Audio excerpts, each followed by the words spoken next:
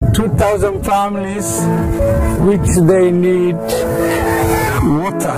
They are taking water from Baidoa town, which is far for 2 kilometers. They are using donkey carts. Also, they are carrying the women and jerrycans on their back. So they are very tired. Sometimes the water is not clean. They need for a clean water. They are looking clean water. Guda gala korne, guda gala korne. Ela antu ko kodno faro hayna. Kaste. Belantir. Surgula. Yes guys.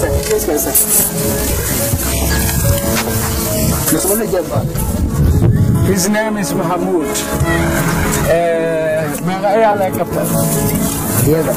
He has 6 children. He has 1 wife.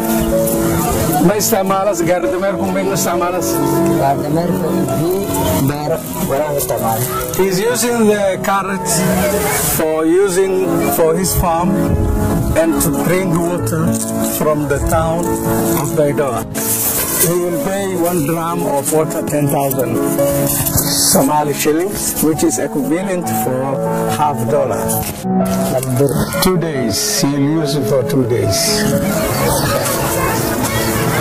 As you see, this hand-digged well, donated for one of donors, our Muslim brotherhoods who are come from the Gulf countries.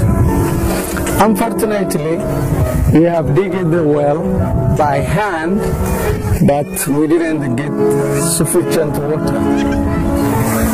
And we are planning to put pipes in every house to get to use that water. So we are asking one or more our brothers if it's possible to direct this village who is very, very need for clean water, especially poor